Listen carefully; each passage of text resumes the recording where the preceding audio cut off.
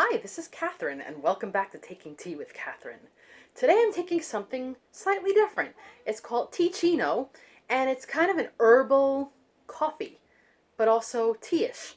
So it's like having something similar to tea, which is my habit, but going a little bit off by having something that's like coffee, but not quite coffee. And it's good. Like it's just got that bit when you're craving coffee, but you really shouldn't be having it, like me. So sometimes it's good to get a little bit off character and, not necessarily stray completely off, but just to try something ever so slightly different. And I kind of did that with the books that I finished this week. Um, I completed 4 books this week, 3 of which I started earlier this week, so that was a lot of reading. But they weren't extremely long books. 3 of them were of a different age range of my usual books, and one was a book, for adults, but not a very long book, almost a novella. So let's get started. 3 of these books are about books in a way, and bookshops or libraries, and one of them isn't really. So, let's start with the one that I've been trying. These are all library books, by the way. The books that, I have a lot of books that I'm in the middle of right now or started, but I'm not going to talk about them today. These are just all library books that I happen to finish this week. And, this one I put on hold in September, and I was waiting for it, and then, of course, it all comes in at once with everything else, so now I have to read it before, when it's this kind of popular, when you have to wait for it for a while, sometimes you can't renew it. So I thought, let me just dive right into it, and I don't regret it. So this is called, now let me read it from here because I know it had a different name when I first saw it online.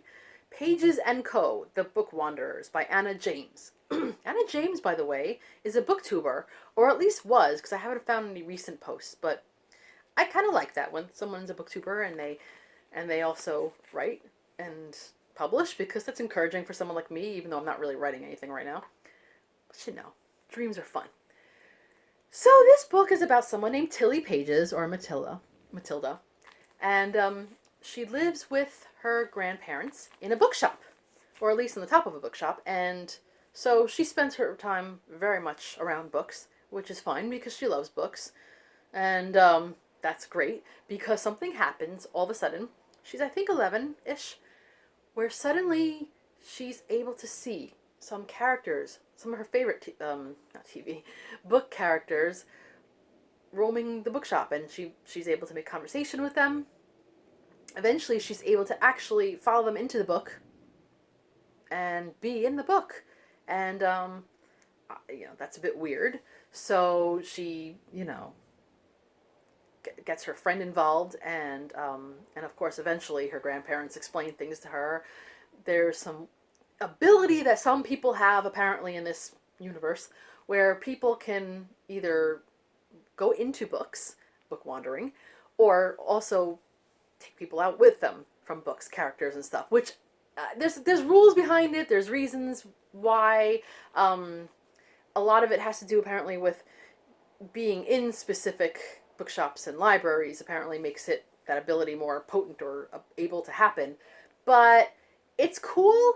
It's not, this is not the first time a book has been written about something like this. The most notable in my memory is, because it's one of my favorite writers, is Jasper Ford's Thursday Next series, which is in a similar premise, except, more written for grown-ups, as it were. Kids can read any of these books, but you know what I mean. Thursday Next is someone who is obviously an adult herself, and she's able to read books and suddenly be in them in the book world. It's similar in a way.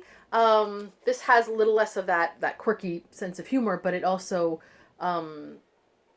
it's funny at times, and it's good because it kind of reunites the reader, if they were into some of the classic books growing up, with some of the characters. Now, it's encouraged me to go back and read, or to start reading, A Little Princess, Secret Garden.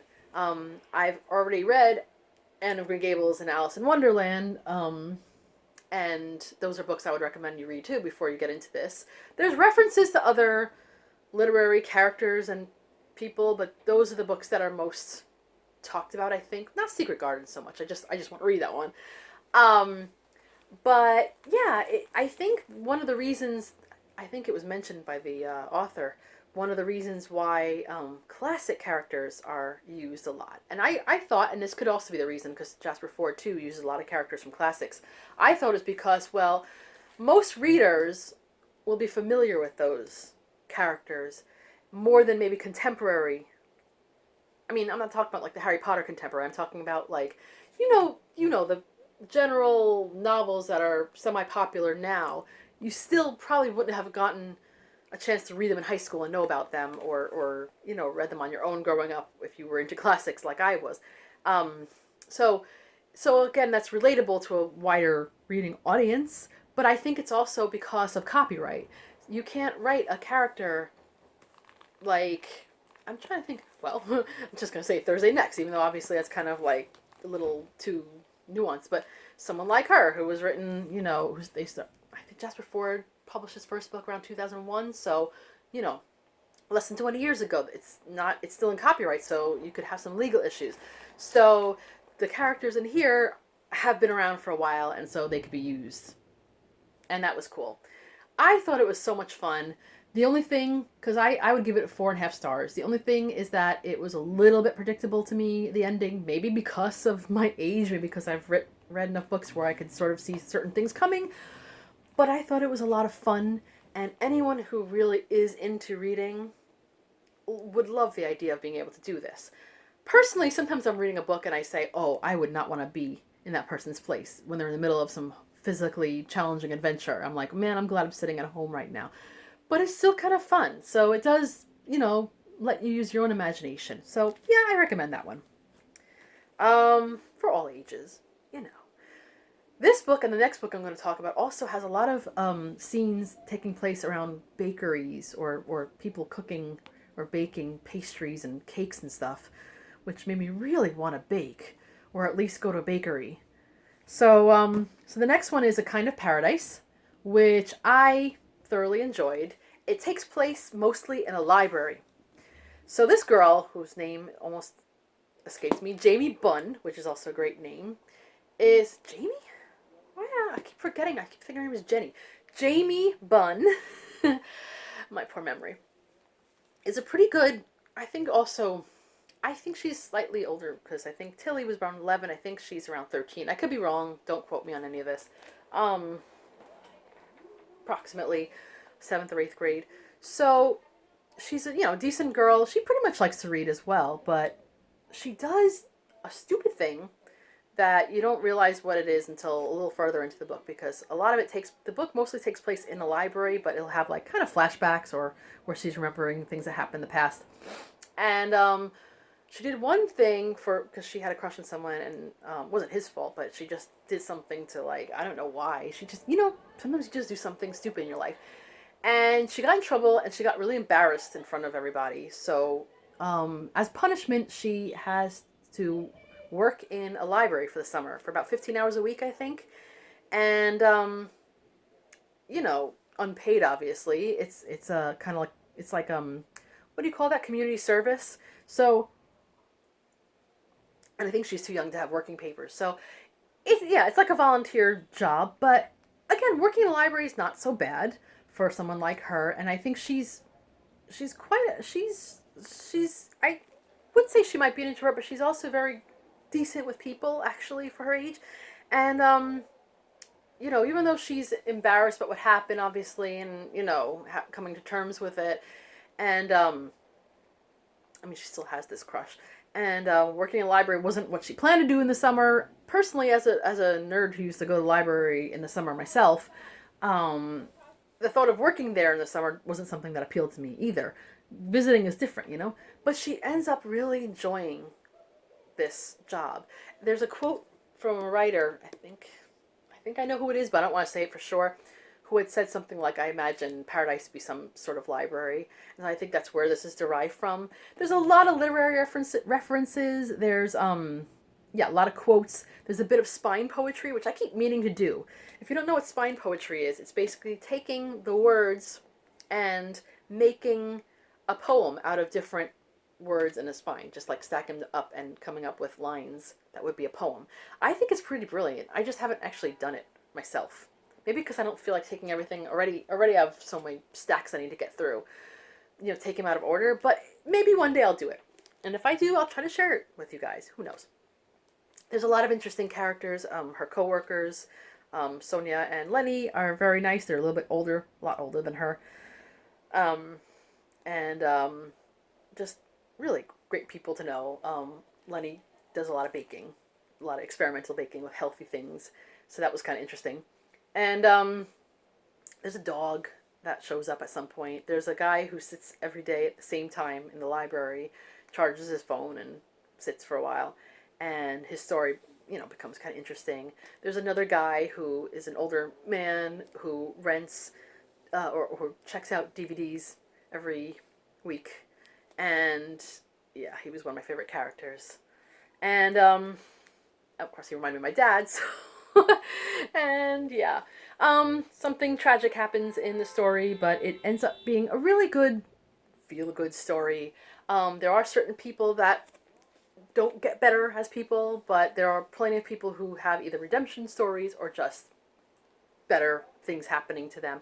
And it makes you really appreciate the work that a library does. It's not just a place that, that you sit there quiet or check out books, which is part of what people do.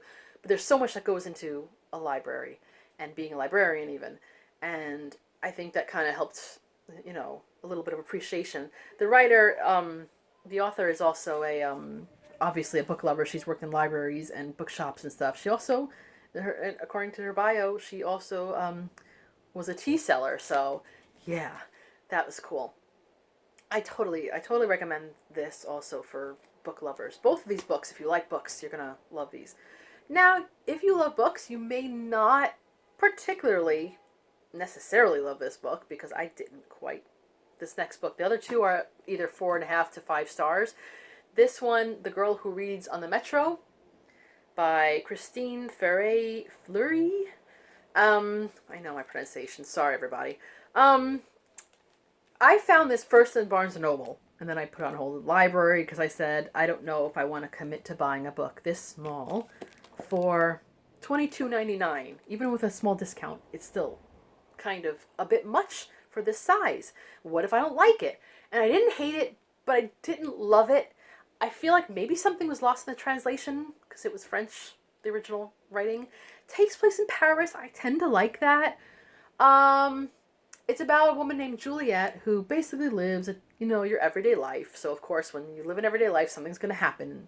So she ends up one day just getting off at a different stop on her metro and finding a bookshop with this guy and this whole situation that they give away books to people. They match people up with books and they just go. They have all these people who go and do it.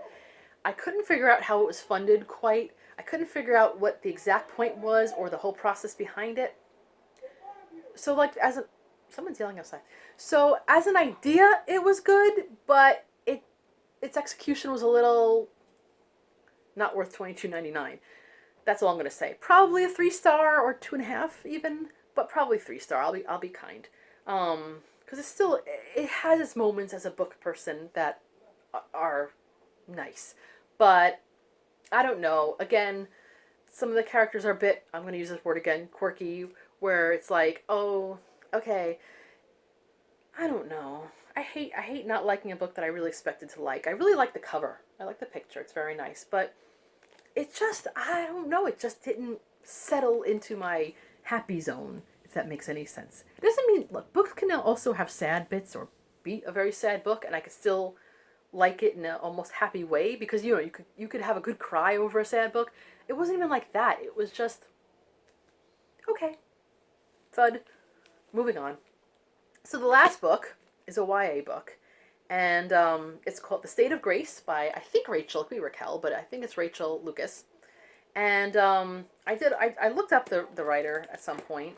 I like what it says, that she juggles working as an author, a coach, and a freelance writer with the aid of quite a lot of tea. Um, she and her partner, also a writer, live by the seaside in the northwest of England with their 6 children. I think Grace and her family live also in the northwest of England by the seaside, but I could be wrong. I wasn't exactly sure, but definitely by the sea. I think the writer is also autistic, so which makes the book more relatable and I guess realistic. So Grace is, how do I say this? I don't even know if her last name's in here.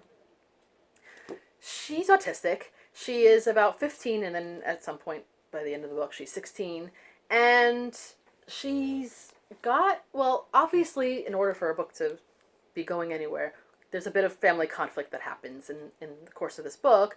Her father's always away for work, like out of the country. And, so her mom's a stay-at-home mom. It was weird because at times she talks about her mom doing certain things, like, how you talk about your parents when they're old and kind of past it. And I realized that her mom's probably around my age. And I was like, oh, weird that age is now considered the mom age. But anyway,